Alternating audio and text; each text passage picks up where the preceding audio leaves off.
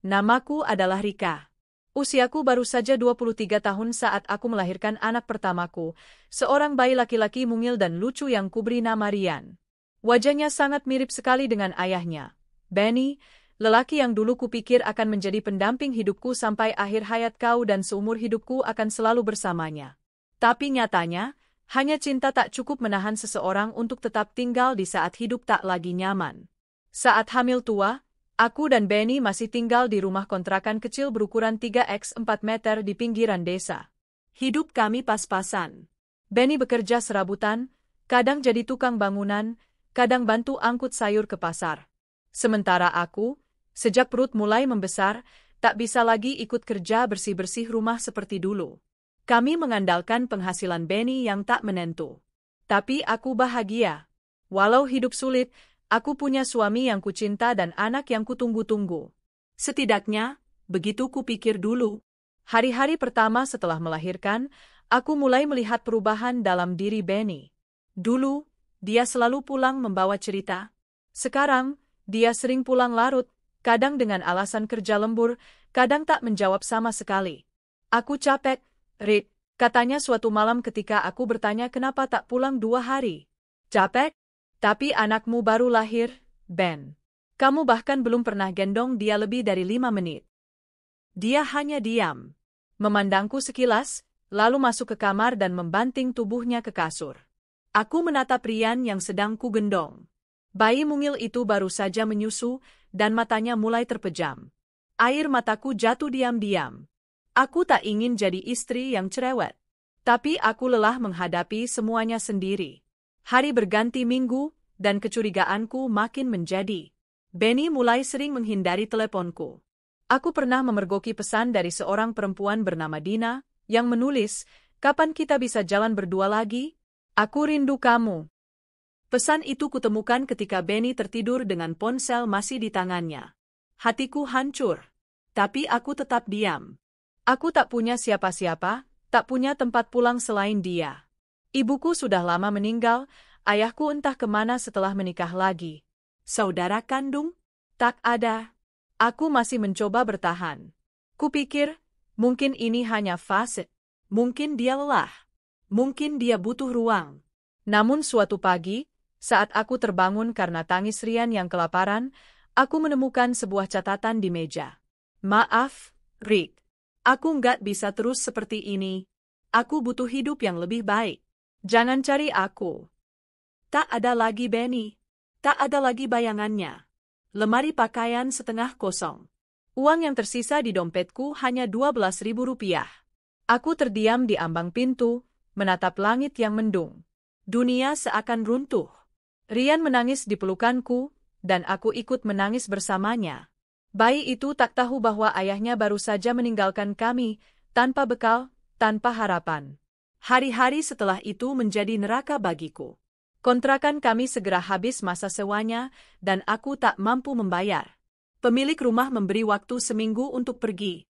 Aku membawa Ryan yang baru berusia 2 bulan ke rumah seorang tetangga jauh, Bu Darti, yang baik hati dan membolehkan aku menumpang tinggal di gubuk kecil kosong di belakang kebunnya. Gubuk itu sempit, dindingnya dari papan tua yang bolong-bolong, atapnya bocor di beberapa sudut. Tapi setidaknya kami tak kehujanan langsung. Aku mulai mencari pekerjaan. Tak mungkin membawa bayi dan kerja kantoran, jadi aku menawari diri mencuci pakaian orang, pintu ke pintu. Sebagian menolak mentah-mentah, sebagian memberi dengan kasihan. Setiap pagi, aku menggendong Ryan dengan kain jarik, lalu menyusuri jalanan kampung sambil membawa ember dan sabun cuci. Tangan ini lecet, kaki ini kapalan. Tapi aku tetap melangkah. Karena anakku harus makan. Kadang, aku mencuci baju sambil menidurkan Ryan di atas tikar di sudut halaman, kadang menaruhnya di atas kain yang kuhamparkan di bawah pohon rindang. Bila dia menangis, aku berhenti bekerja, menyusui sejenak, lalu lanjut lagi. Tak peduli tubuhku nyeri dan lelah. "Aduh, Rick, masih muda kok nasibnya kayak gitu ya," komentar beberapa ibu-ibu kampung yang melihatku bekerja. "Udah ditinggal suami, masih juga ngerepotin orang," kata lainnya. Aku hanya diam. Tak ada waktu untuk membalas. Hidupku bukan panggung drama. Aku harus kuat, demi Ryan. Suatu malam, hujan turun deras. Angin masuk dari sela-sela papan gubuk dan membuat udara sangat dingin. Aku menutup tubuh Rian dengan selimut tipis, tapi tubuh mungilnya menggigil. Pagi harinya, dia mulai demam. Aku panik. Ini pertama kalinya dia sakit. Suhu tubuhnya tinggi, napasnya cepat. Aku segera membawa Rian ke warung terdekat, berniat membeli obat penurun panas. Tapi uangku hanya cukup untuk membeli 1 sachet bubur bayi. Apotek, bahkan tak sanggup kulihat dari jauh. Aku kembali ke gubuk dengan hati hancur. Bayiku sakit, dan aku tak bisa membantunya. Aku menangis, menggendongnya erat, mencoba menyeka keringat dari dahinya. Lalu aku teringat petuah ibuku dulu, rebusan daun jambu biji untuk menurunkan panas, parutan bawang merah dicampur minyak kelapa untuk menggosok tubuh bayi. Tak ada pilihan lain. Aku lakukan semua itu. Malam itu, aku tak tidur, menjaga Rian sambil berdoa dalam hati. Ya Allah, kalau Engkau masih sayang padaku, tolong anakku. Jangan ambil dia. Aku rela disakiti, dihina, bahkan dibuang, asal jangan ambil dia. Subuh datang. Hujan berhenti. Dan ajaibnya, panas tubuh Rian mulai turun. Dia menyusu pelan, lalu tertidur dalam dekapanku. Aku menangis bahagia. Tuhan menjawab doaku.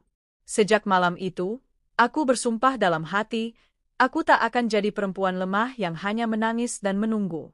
Aku harus bangkit, harus bisa hidup, bukan cuma untuk bertahan, tapi untuk menang. Aku mungkin hanya seorang buruh cuci. Aku hanya punya sepasang tangan dan bayi kecil. Tapi aku juga punya semangat yang tak akan mati.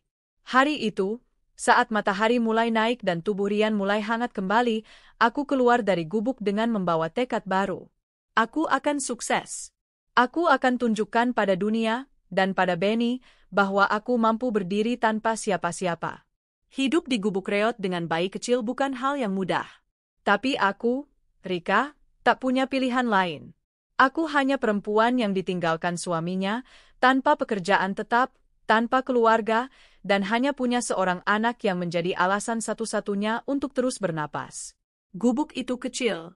Hanya satu ruangan, dindingnya dari papan lapuk dan atap seng tua yang berisik tiap kali hujan turun. Di dalamnya hanya ada tikar tipis, 1 bantal tua, dan baskom plastik untuk mencuci baju. Setiap malam, aku tidur memeluk Rian sambil mendengarkan suara hujan yang menetes dari lubang-lubang atap. Aku mulai membangun rutinitas harian. Bangun sebelum subuh, memandikan Rian dengan air sumur dingin yang kadang membuatku menggigil. Menggendongnya dengan kain jarik yang sudah mulai usang, lalu berkeliling kampung dari rumah ke rumah menawarkan jasa mencuci pakaian. Awalnya, banyak yang memandangku sebelah mata. Mungkin karena penampilanku yang lusuh, atau karena aku selalu membawa bayi saat bekerja. Bawa bayi kerja? Apa nggak kasihan sama anaknya? Tanya seorang ibu yang tampaknya lebih tertarik menghakimi daripada memberi pertolongan.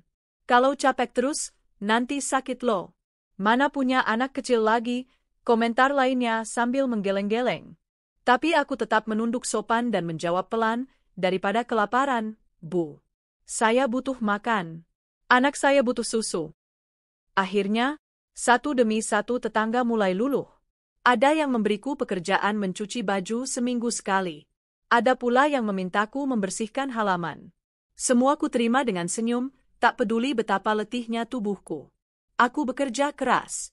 Mencuci baju sampai jemari ini kapalan, menyikat lantai sampai lutut ini memar. Kadang, aku menyusui Rian sambil tangan tetap menyikat pakaian. Sering juga Rian menangis karena lapar saat aku masih bekerja di rumah orang. Tak jarang aku diminta pergi karena dianggap mengganggu. Namun aku tak menyerah. Setiap receh yang kuterima kusimpan dalam toples kecil di bawah tikar. 1000 demi 1000. Kupisahkan uang untuk beli beras, sabun, dan sesekali bubur bayi. Tak ada kemewahan. Hanya cukup untuk bertahan hidup. Pernah suatu hari, aku mencuci di rumah seorang ibu kaya di ujung kampung. Rumahnya besar, bersih, dan harum. Anak-anaknya rapi dan memakai pakaian bagus. Saat aku mencuci di belakang rumah, aku mendengar mereka tertawa sambil menyantap ayam goreng dan susu kotak. Perutku mendadak perih. Sudah 2 hari aku hanya makan nasi dan garam. Tapi yang paling menusuk bukan rasa lapar, melainkan ketika si ibu berkata lantang, kasihannya, Bu Rika. Suaminya ninggalin pas baru lahiran. Pantes aja hidupnya begini. Aku hanya tersenyum kecil, padahal dadaku bergetar. Air mata nyaris jatuh, tapi ku tahan. Dalam hati aku berbisik, nanti, suatu hari, aku akan buat kalian lihat. Aku bukan perempuan yang bisa diinjak-injak. Setiap malam, aku menghabiskan waktu dengan Rian. Menyanyikan lagu Nina Bobo pelan, menyeka keringatnya, dan mengelus pipinya yang makin hari makin tirus. Kadang aku menangis diam-diam. Bukan karena lelah, tapi karena takut tak bisa memberinya kehidupan yang layak. Aku ingin anakku tumbuh bahagia. Aku ingin dia punya masa depan. Aku ingin dia tak harus hidup di balik dinding kayu rapuh seperti aku sekarang. Pernah suatu hari, aku bertemu dengan tetangga lama yang dulu mengenal Benny. Suamimu udah nikah lagi, Rit. Katanya sama janda kaya dari kota, bisiknya pelan. Aku mengangguk. Tak kaget. Sudah kuduga. Mereka tinggal di rumah besar. Suamimu kerja jadi sopir pribadi. Tapi katanya sering keluar malam bareng istri barunya. Udah kayak bos. Hatiku seperti ditusuk. Benny, lelaki yang dulu menangis di hadapan orang tuaku minta restu untuk menikahiku, kini menikmati hidup bersama perempuan lain. Tapi kali ini aku tak menangis. Hanya menggenggam tangan Rian lebih erat. Tak apa, Nat. Biarkan mereka bahagia sesaat. Kita akan bahagia untuk selamanya. Hari-hari berlalu. Rian mulai tumbuh besar. Usianya hampir 6 bulan. Senyumnya membuatku lupa segala lelah. Dan meski kami masih tinggal di gubuk, aku mulai punya harapan kecil. Sebagian pelanggan mulai rutin menyuruhku mencuci. Bahkan ada yang memberiku pakaian bekas anak mereka untuk dipakaikan ke Rian. Aku mulai menabung sedikit demi sedikit. Bukan hanya uang, tapi juga impian. Suatu sore, ketika sedang mencuci di rumah Bu Darti, aku melihat baju-baju yang hendak dibuang. Ada satu tas kain robek dan beberapa pakaian berbahan tebal yang bisa dijahit ulang. Ini mau dibuang semua, Bu? Tanyaku. Iya, Rit. Udah nggak kepake. Kalau kamu mau, ambil aja. Malam itu, setelah menidurkan Rian, aku mulai menjahit robekan tas itu dengan tangan. Tak sempurna, tapi cukup rapi. Aku tambahkan hiasan kecil dari sisa kain. Keesokan harinya, kubawa tas itu saat bekerja. Beberapa ibu melirik tas buatanku. Beli di mana tasnya, Rick? Tanya salah satu ibu. Bikin sendiri, Bu. Dari kain bekas. Wah, bagus juga. Bisa pesan nggak? Hatiku melonjak. Ini awal dari harapan baru. Sejak hari itu, aku mulai menyisihkan waktu di malam hari untuk menjahit. Mengumpulkan kain bekas dari pelanggan, mencuci, menyetrika, dan menjahitnya jadi tas belanja, dompet kain, bahkan celemek dapur. Semua kulakukan dengan tangan, tanpa mesin. Satu persatu tetangga mulai memesan. Meski hanya dihargai murah, aku tak masalah. Yang penting adalah memulai. Pelan-pelan, dari hasil cucian dan jahitan, aku bisa membeli susu formula untuk Rian. Bisa makan lauk yang lebih layak. Bisa membeli lampu darurat agar malamku tak hanya diterangi lilin. Aku bahkan mulai menulis di buku kecil, daftar pesanan, jumlah uang masuk, serta ide desain baru. Dari buruh cuci, aku mulai dikenal sebagai Bu Rika yang bisa jahit tas. Status itu sederhana, tapi membuatku bangga. Suatu malam, saat aku duduk di depan gubuk sambil meninabobokan Rian, aku memandangi bintang di langit. Hati ini terasa hangat, bukan karena kenyamanan, tapi karena semangat yang tak padam. Rian, bisikku lirih, ibu janji, hidup kita nggak akan terus begini. Kamu akan sekolah, kamu akan punya rumah bagus, dan kamu akan bangga punya ibu seperti aku. Aku mengelus kepalanya dengan lembut. Anak itu tersenyum dalam tidurnya. Aku tahu perjuanganku belum selesai. Tapi aku juga tahu satu hal, aku bukan Rika yang dulu ditinggal dan menangis. Aku adalah Rika yang sedang bangkit. Perlahan, tapi pasti. Hari itu, hujan turun sejak pagi. Langit kelabu menggantung berat, seolah menambah beban hidup yang sudah kutanggung. Gubuk tempatku dan Rian tinggal pun bocor di banyak titik. Air hujan menetes dari atap seng karatan, membasahi lantai tanah yang kututupi dengan plastik bekas dan tikar tipis. Bau tanah basah bercampur lembab menusuk hidung, tapi aku sudah terbiasa. Rian, anakku yang kini berusia 7 bulan, tampak lemas. Tubuhnya panas, matanya sayu, dan ia hanya merengek pelan sejak pagi. Biasanya, meski hidup serba kekurangan, senyum kecilnya selalu menjadi sumber semangatku. Tapi hari itu, senyumnya tak muncul. Ia hanya meringkuk di pelukanku, tubuhnya panas membara. Aku tahu, dia sakit. Aku mencoba menurunkan demamnya dengan mengompres keningnya menggunakan kain yang dibasahi air. Tapi suhu tubuhnya tetap tinggi. Nafasnya mulai cepat, dan ia menangis pelan sambil menggeliat tak nyaman. Ya Allah, bisikku. Aku menatap wajahnya yang mulai pucat. Nak, bertahan ya, nak. Ibu di sini. Aku segera membuka dompet kecilku. Ku periksa isinya, berharap ada uang lebih. Tapi yang kutemukan hanyalah 3 lembar ribuan dan beberapa recehan. Hanya cukup untuk membeli sebungkus nasi rames di warung atau sebutir telur. Tidak cukup untuk membeli obat, apalagi membawanya ke puskesmas. Sambil menggendong Rian yang mulai panas dan menggigil, aku berlari ke warung terdekat yang jaraknya sekitar 100 meter dari gubuk. Hujan masih turun, dan air mengalir deras di selokan. Kaki dan rokku basah kuyup, tapi aku tak peduli. Yang kupikirkan hanya satu, bagaimana caranya agar anakku sembuh. Sesampainya di warung, aku bertanya, Bu, ada obat penurun panas untuk bayi? Ibu pemilik warung mengangguk, mengambilkan botol kecil sirup penurun panas dari lemari obat. Harganya 12.000, Bu Rika. Aku terdiam. Tanganku menggenggam erat uang yang kupunya. Bu, saya cuma punya 9.000. Bisa, ya? Nanti sisanya saya bayar minggu depan, setelah saya kerja cuci baju, pintaku dengan suara memelas. Tapi pemilik warung itu hanya menggeleng pelan. Maaf, Bu. Saya juga beli dari apotek. Nggak bisa ngutang. Takutnya nanti nggak balik. Aku tersenyum pahit. Iya, Bu, nggak apa-apa. Kupeluk Rian erat-erat dan kembali melangkah pulang, kali ini lebih pelan. Air mataku jatuh satu-satu, bercampur dengan air hujan di pipiku. Aku tak tahu harus bagaimana lagi. Sesampainya di gubuk, aku menidurkan Rian di tikar. Keringat dingin mulai membasahi tubuh kecilnya. Nafasnya terdengar berat. Aku benar-benar takut. Aku teringat akan ramuan tradisional yang dulu sering digunakan ibuku saat aku kecil. Tak punya pilihan lain. Aku melakukannya. Aku mengambil beberapa lembar daun sambiloto yang tumbuh di belakang gubuk. Rasanya pahit, tapi ibuku selalu percaya itu bisa bantu turunkan demam. Aku juga memarut bawang merah dan mencampurnya dengan minyak kelapa.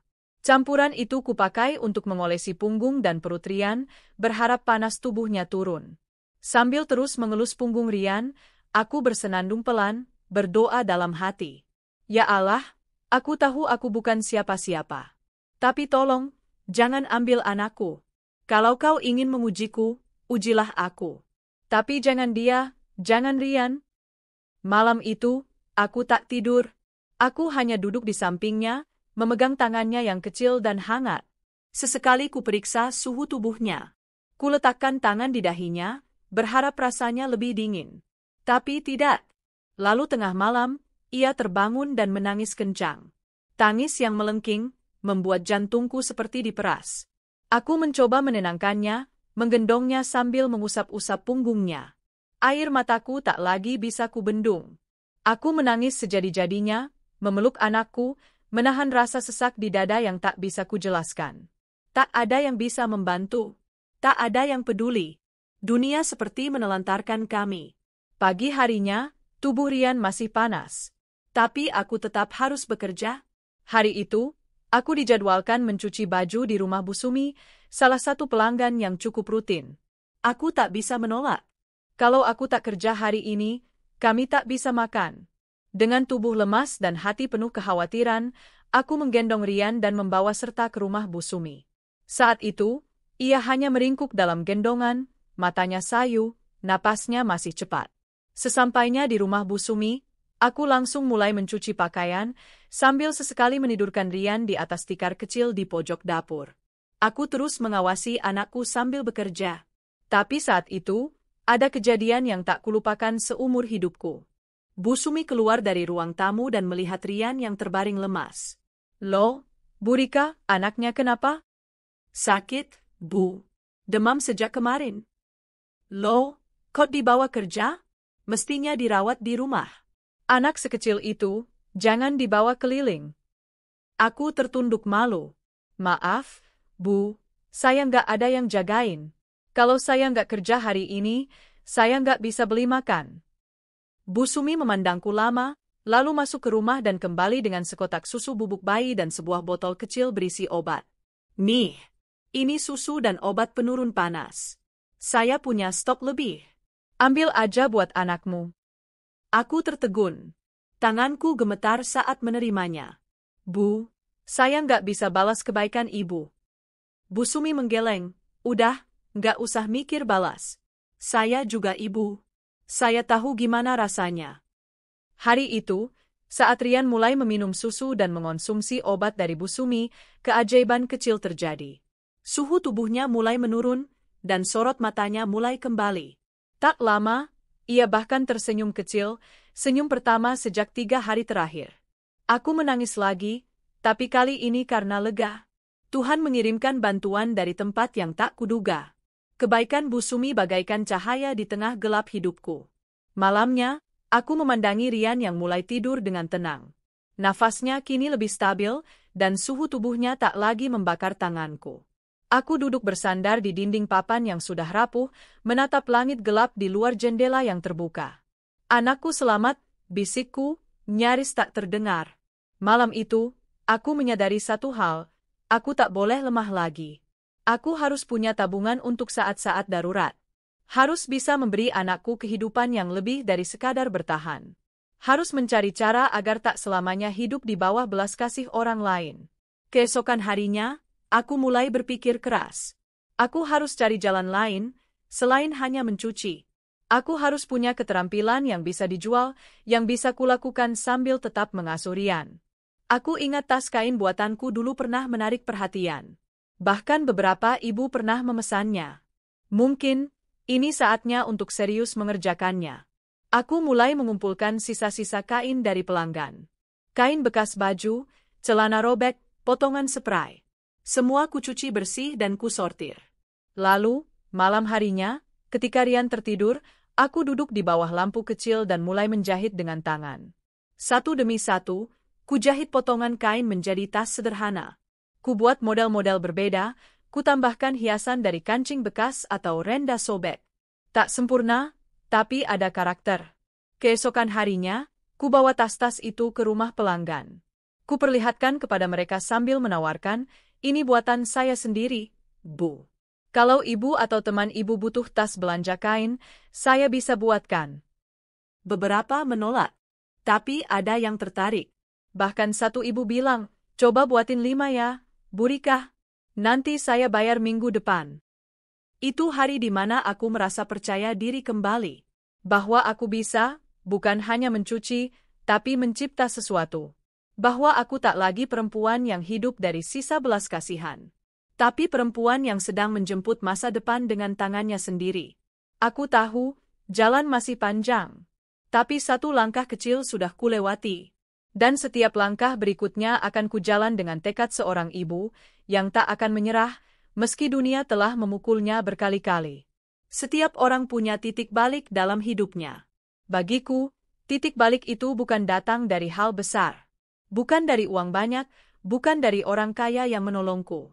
Tapi datang dari sehelai kain bekas, beberapa potong benang, dan keberanian kecil untuk mencoba. Setelah hari itu, ketika Rian sembuh dari sakitnya dan aku mulai menjual tas-tas kain hasil daur ulang, semangatku tumbuh perlahan. Rasanya seperti ada cahaya kecil yang mulai menyala dalam hidupku yang selama ini gelap dan dingin. Hari-hari selanjutnya aku habiskan untuk bekerja keras, pagi sebagai buruh cuci, malam menjahit pesanan. Tangan ini sering bengkak dan pegal. Mata perih karena begadang. Tapi aku tak peduli. Aku tahu rasa sakit itu bukan penghambat, tapi bukti bahwa aku sedang berusaha mengubah nasib. Aku mulai dikenal sebagai Bu Rika, tukang jahit tas. Pelanggan-pelangganku yang sebelumnya hanya menyuruhku mencuci pakaian, kini mulai memesan tas kain sebagai pengganti kantong plastik. Bahkan ada yang membawakan sisa-sisa kain dari rumah mereka. Ini buat kamu aja, Bu Rika. Siapa tahu bisa dijadikan tas lagi. Lumayan, kan? Kata Bu Darti suatu hari sambil menyerahkan sekantong kain bekas padaku. Aku tersenyum, menahan haru. Kebaikan-kebaikan kecil seperti itu adalah bahan bakar semangatku. Setiap malam, setelah Rian tidur, aku membuka catatan kecilku. Di dalamnya, ada sketsa tas-tas sederhana yang kuimajinasikan, lengkap dengan ukuran dan modelnya. Tak semua bisa langsung terrealisasi, tapi mencatatnya saja sudah cukup membuatku merasa seperti desainer sungguhan. Suatu hari, seorang pelanggan, Bunia, yang tinggal di komplek rumah baru dekat pasar, memintaku membuatkan 10 tas dengan motif berbeda untuk arisan. Yang penting kuat, Bu Rika. Tapi lucu juga. Soalnya nanti buat hadiah arisan, katanya. Aku mengangguk. Ini pesanan terbesar yang pernah kudapat. Seminggu penuh aku kerjakan 10 tas itu. Aku lembur malam demi malam, kadang sampai pukul 2 pagi. Setiap jahitan ku periksa berulang-ulang, setiap sambungan ku pertegas agar kuat. Dan saat 10 tas itu selesai, aku menatapnya dengan rasa bangga yang luar biasa. Ini karya tanganku sendiri, bisikku sambil tersenyum. Saat kuberikan tas-tas itu ke Bunia, dia terlihat puas. Bahkan berbisik padaku, nanti aku kenalin ke temenku yang kerja di koperasi. Siapa tahu mereka bisa bantu pasarkan. Aku tak menyangka dari sekadar hadiah arisan, bisa membuka pintu lebih besar. Seminggu setelah itu, aku diminta datang ke kantor koperasi ibu-ibu pasar. Mereka tertarik menjualkan tas buatanku sebagai tas belanja ramah lingkungan. Aku hanya bisa menatap mereka dengan mata berkaca-kaca, merasa seperti mimpi. Bu Rika, kami coba titip 10 dulu ya di toko koperasi. Kalau laku, kami tambah. Aku mengangguk cepat, menahan emosi. Terima kasih, Bu. Terima kasih banyak. Hari itu, saat pulang ke gubuk, aku menatap langit sore yang cerah. Dalam hati aku berucap, Tuhan, ternyata Engkau tak pernah benar-benar meninggalkanku. Engkau hanya sedang menguji seberapa jauh aku bertahan. Beberapa bulan berlalu. Tas-tas kain buatanku mulai dikenal. Bahkan ada satu pembeli yang memesan lewat WhatsApp karena melihat postingan salah satu ibu koperasi. Aku tak punya ponsel bagus. Ponselku jadul, layarnya kecil dan sering mati sendiri. Tapi aku tetap gunakan untuk membalas pesan dan mengatur pesanan. Dari hasil penjualan, aku mulai bisa menyisihkan uang. Aku buka celengan plastik yang dulu hanya berisi recehan, dan kini mulai terisi dengan lembaran 5 ribuan dan 10 ribuan. Aku gunakan uang itu untuk membeli mesin jahit second hand dari pasar Loak. Hari saat mesin jahit itu sampai di gubuk, aku menangis. Bukan karena sedih, tapi karena bangga. Dulu aku hanya menjahit dengan tangan, sekarang aku punya mesin. Bukan mesin baru, tapi bagiku, itulah mesin impian. Kini aku bisa menjahit lebih cepat, lebih banyak, lebih rapi. Aku mulai berpikir lebih serius soal usaha ini. Aku beri nama kecil untuk produknya, Rika Craft. Nama sederhana, tapi punya makna besar bagiku. Setiap label, Rika Craft, kutulis dengan spidol di potongan kain kecil, lalu kujahit ke bagian dalam tas. Aku ingin orang tahu bahwa tas ini buatan seorang ibu miskin yang tak menyerah. Aku juga mulai mengajari 2 tetangga, ibu muda yang juga janda, untuk membantu menjahit. Mereka senang, dan aku bahagia bisa berbagi penghasilan. Setiap sore, kami menjahit bersama sambil menjaga anak-anak. Gubuk kecilku berubah jadi semacam workshop sederhana. Dari sinilah aku mulai merasa, aku tak hanya bangkit, tapi aku sedang tumbuh. Suatu hari, saat sedang menjahit, aku mendapat kabar dari Bunia bahwa akan ada pameran produk UMKM di Balai Desa.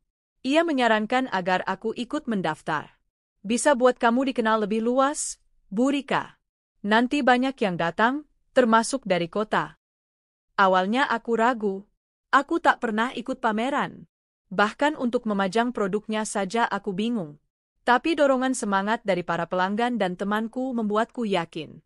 Aku pun mengemas tas-tas terbaikku. Membuat display sederhana dari kardus dan kain polos. Aku pinjam meja lipat dari tetangga dan mendekorasi standku semampuku. Hari pameran tiba. Aku mengenakan baju terbaikku, baju pinjaman dari Bu Darti. Rian kuajak serta duduk di pangkuanku sambil tertawa-tawa melihat keramaian. Banyak pengunjung yang datang, dan tak sedikit yang mampir ke standku. Ini lucu banget ya, dari kain bekas? Wah, kreatif sekali, Bu. Boleh saya pesan 5?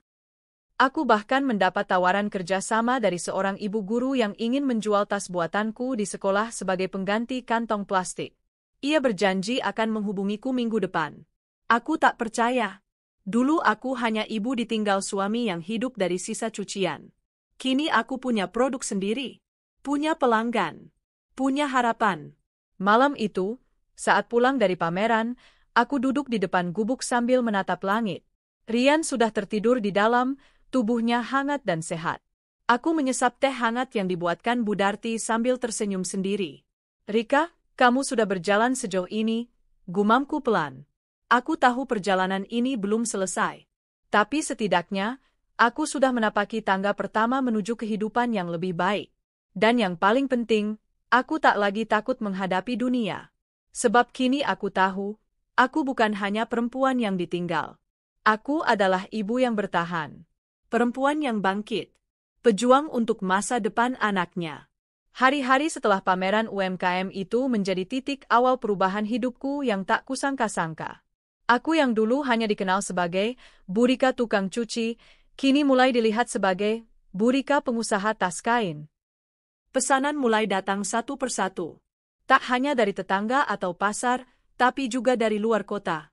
Ibu guru yang pernah mengunjungi standku benar-benar menepati janjinya.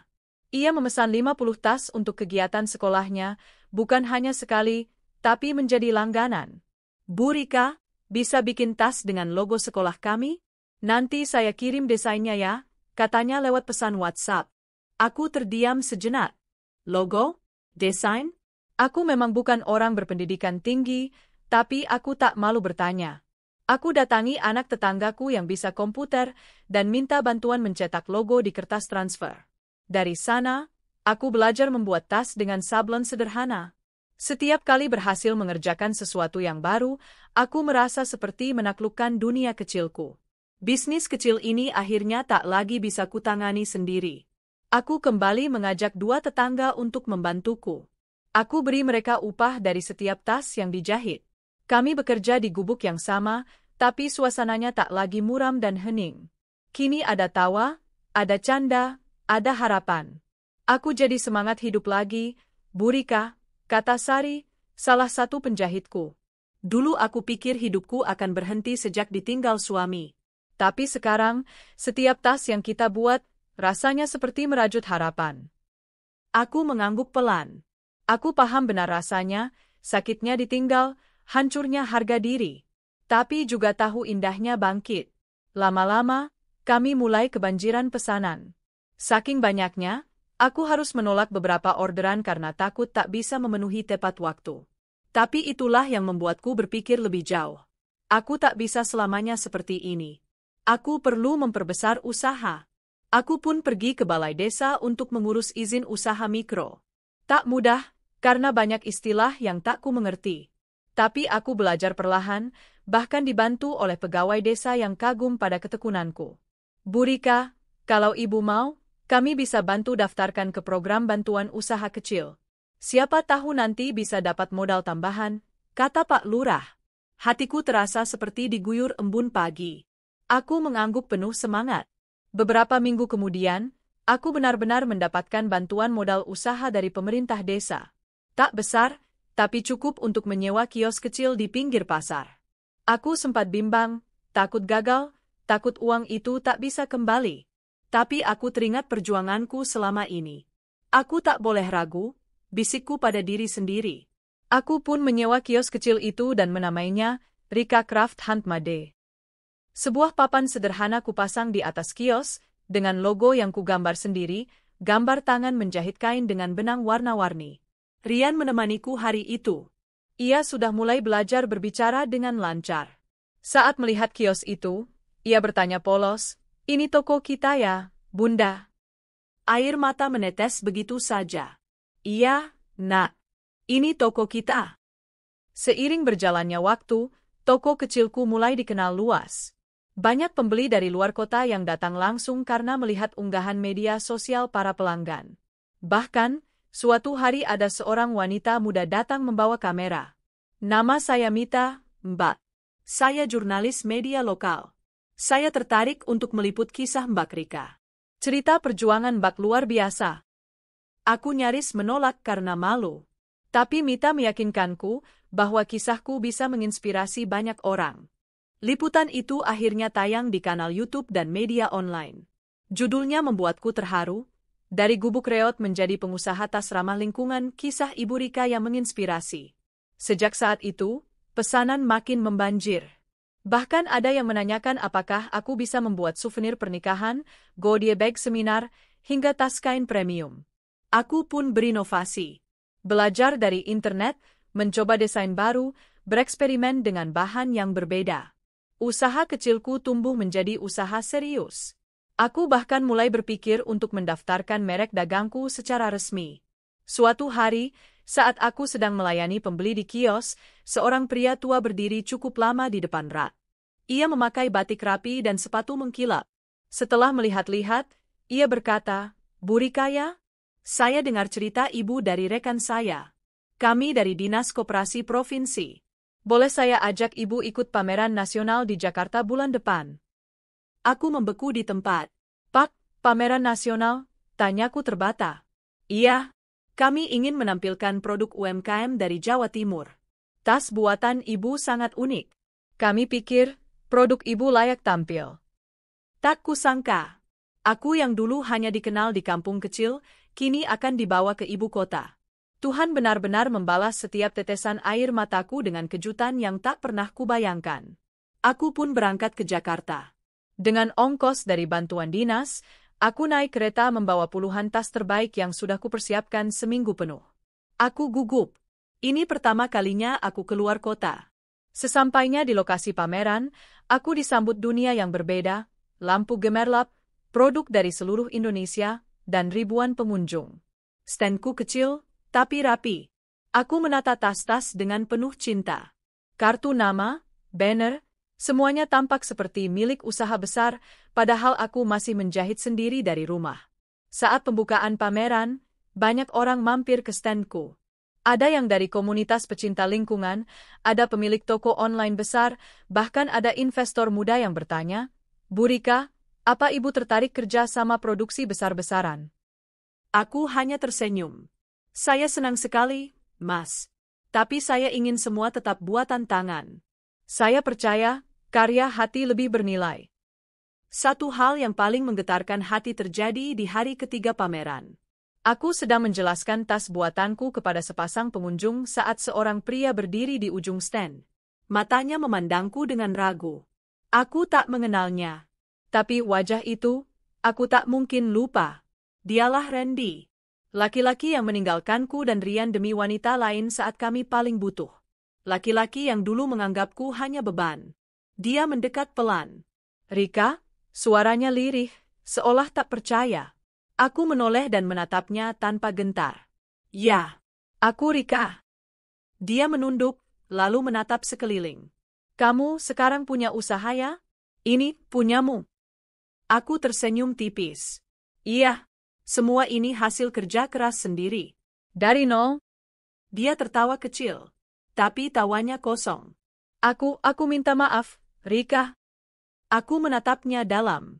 Tidak ada dendam di hatiku. Tidak ada kemarahan seperti dulu. Yang ada hanya rasa lega. Karena aku tahu, aku telah menang, bukan karena suksesku, tapi karena aku tidak hancur meski pernah dihancurkan. "Maafmu bukan lagi hal yang penting, Ren," ucapku pelan. "Tapi terima kasih. Karena kamu pergi, aku belajar menjadi kuat." Dia tertunduk, tak sanggup bicara. Aku tak berniat memperpanjang percakapan.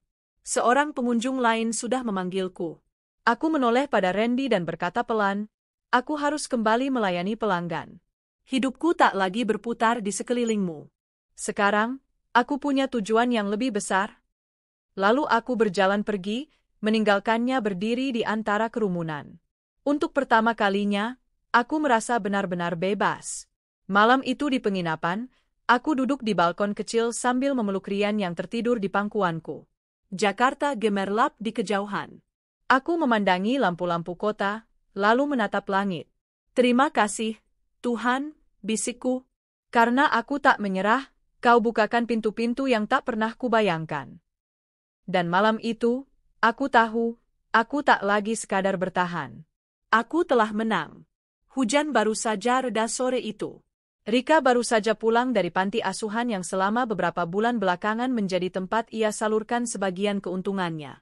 Di tangannya masih tergenggam tas rajut dari bahan kain perca produksi tangan ibu-ibu binaannya.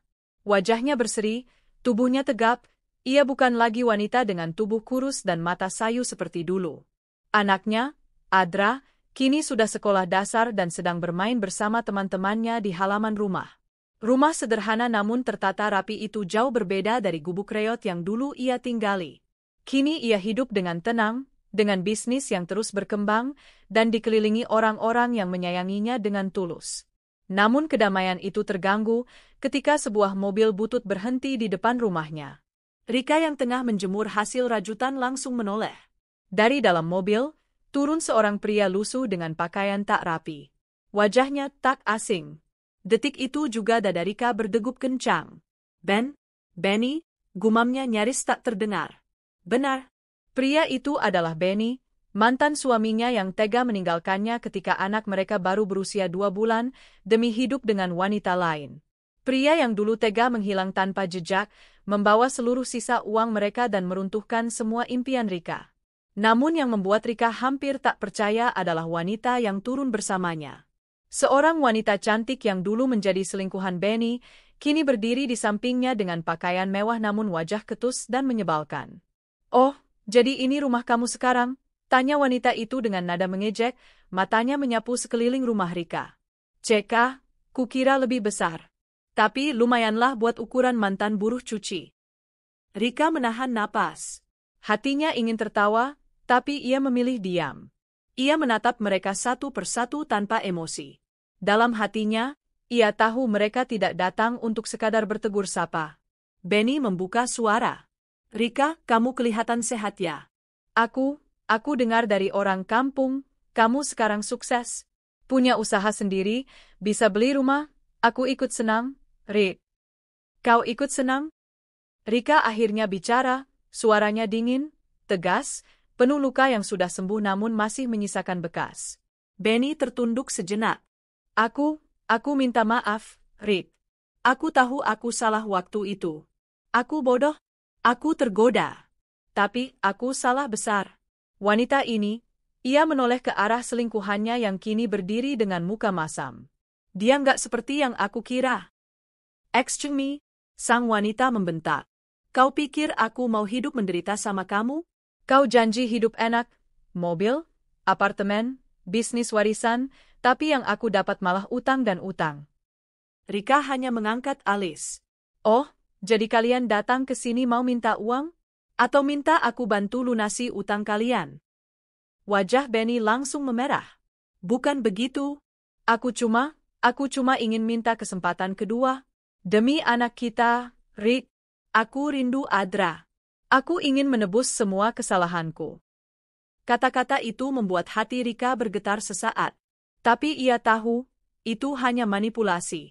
Dulu saat ia menangis di sudut gubuk dengan Adra yang demam, Benny bahkan tak peduli. Dan sekarang saat hidupnya sukses, pria itu datang dengan topeng menyesal? Wanita di samping Benny tertawa sinis. "Kalau dia nerima kamu, aku ikut. Aku nggak mau lagi hidup miskin. Aku tahu dia sukses.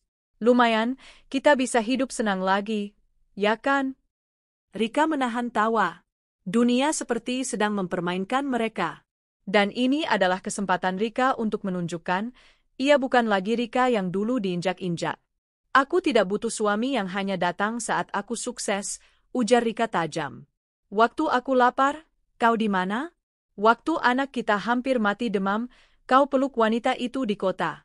Waktu aku tidur di lantai tanah, kau tidur di kasur empuk milik hasil curian dari kebahagiaanku." Benny tercekat.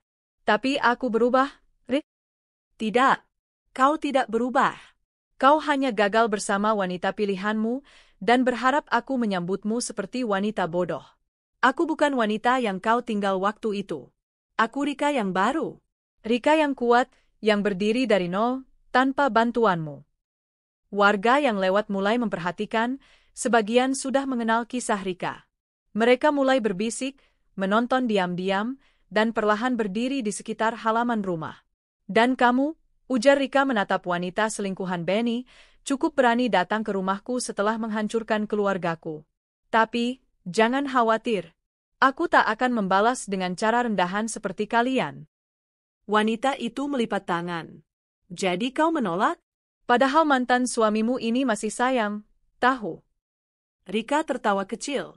Bukan aku yang kehilangan sesuatu. Tapi kalian yang kehilangan seseorang yang berharga.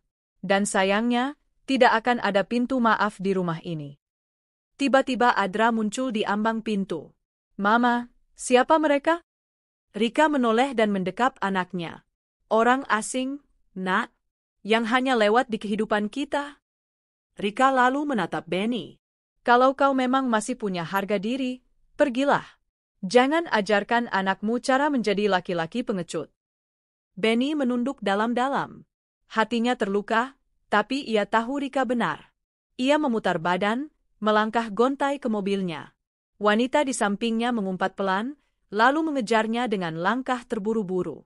Mobil tua mereka melaju pelan, meninggalkan debu di jalan kecil. Rika menatap punggung mereka sampai tak tampak, lalu memeluk anaknya erat-erat. Selesai sudah, gumamnya. Beberapa tetangga mendekat dan menepuk bahunya. Kamu hebat, Rika. Kami bangga padamu. Hari itu, Rika membuktikan bahwa ia tak hanya bangkit secara materi, tapi juga secara hati. Ia tak membalas dendam dengan cara kotor. Ia hanya menunjukkan, dengan kesuksesan, keberanian, dan martabat, bahwa pengkhianatan bukan akhir segalanya. Dan bagi Benny, hari itu adalah hari di mana ia sadar, meninggalkan wanita kuat seperti Rika adalah kesalahan terbesar dalam hidupnya. Pagi itu, matahari bersinar cerah seperti menyambut semangat baru dalam hidup Rika. Usaha rajutan miliknya kini sudah berkembang pesat. Ia tidak hanya memproduksi tas, topi, dan dompet, tetapi juga mengembangkan pelatihan gratis untuk para ibu tunggal dan janda muda yang ingin mandiri. Ia menyebut komunitas itu dengan nama Pelita Ibu.